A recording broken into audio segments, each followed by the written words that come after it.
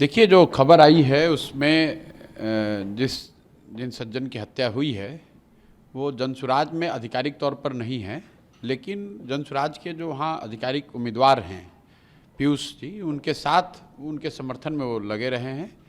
और ये दिखाता है कि कहीं ना कहीं बिहार में जिस जंगल राज की बात होती थी, जो बाहर लोग सुनते थे कि चुनाव के दौरान बड़े पैमाने पर हिंसा होती है, वो कहीं ना कहीं उसी को दर्शाता है।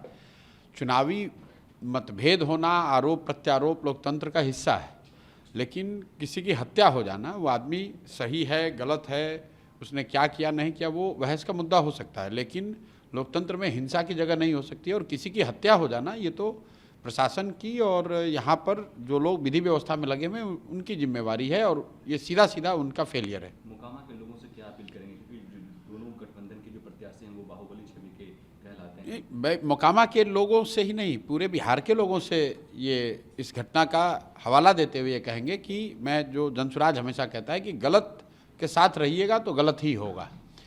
बाहुबली किसी जाति का हो, किसी समाज का हो, आपके गांव का हो, आपके विचारधारा का हो, जो गलत है वो गलत है।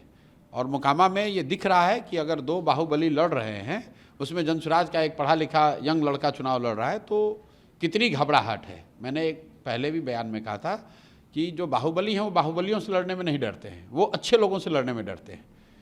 तो जनसुराज ने ये विकल्प जनता को दिया है, सिर्फ मोकामा में नहीं दिया है, बिहार के बहुतेरे ऐसे क्षेत्र में जहाँ यहाँ से बालू माफिया, शराब माफिया, बड़े नेताओं के बच्चे भ्रष्टाचारी लड़ रहे हैं, उनके सामने स्वच्छ लोगों का एक विकल्प दिया गया है। अब बिहार की जनता पर है कि वो स्वच्छ लोगों को चुनती है या फिर वही पुराने भ्रष्टाचारियों को, बाहुबलियों को चुनती है। एनडीए ने अपना घोषणा पत्र जारी किया है, वो जो 7 निश्चय जिसको नीतीश कुमार लेकर के 2015 से चल रहे थे, कहीं ना कहीं उसको समाप्त किया गया है और एक नया 1 करोड़ लोगों को रोजगार, महिलाओं को नहीं, देखिए, जो लोग सत्ता में बैठे हुए हैं पिछले 15-20 सालों में, उनको बिहार की जनता ने कई बार अवसर दिया। वो घोषणा पत्र और संकल्प पत्र में क्या लिखते हैं उसका कोई बहुत महत्व तो नहीं है, क्योंकि जनता ये भी देख रही है कि इनके ये तो हर बार यही कहते हैं, एक नया घोषणा पत्र बनाते हैं, नए तरह की घोषणा करते हैं, करना उनको कुछ नहीं, करना उनको वही है जो पहले से कर रहे हैं। और जो बिहार की स्थिति अभी है, आप इन सारे संकल्प पत्र और घोषणा पत्रों के बाद भी देश के सबसे गरीब और पिछड़े राज्य हैं। 50 लाख से ज़्यादा बच्चे अभी भी छठ में किस तरीके से, कितनी दुर्दशा से वापस लौटे हैं, ये पूरे देश ने अभी देखा है, 5 दिन पहले देखा है।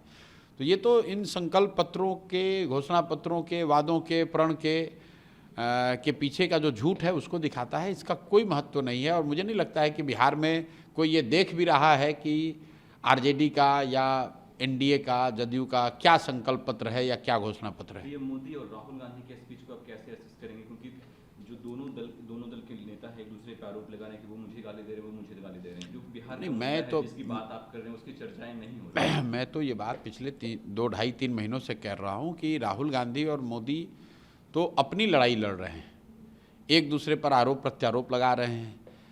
बिहार के बारे में ना राहुल गांधी बोल रहे हैं ना मोदी जी बोल रहे हैं।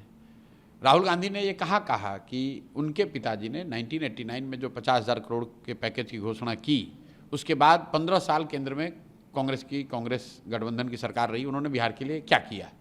वही बात मोदी जी 15 साल से प्रधानमंत्री हैं।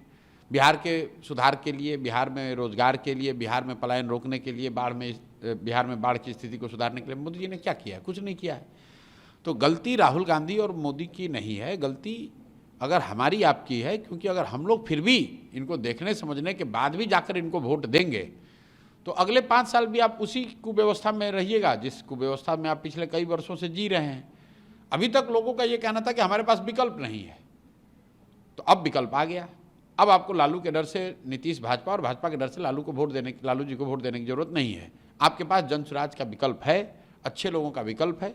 अगर आप इसके बाद भी उस विकल्प को छोड़कर पुराने ढर्रे पर चलेंगे तो अपने बच्चों के लिए, अपने परिवार के लिए, खुद के लिए भ्रष्टाचार और पलायन वाली राजनीति और व्यवस्था अपील आप युवाओं से कर रहे हैं को लेकर चलिए।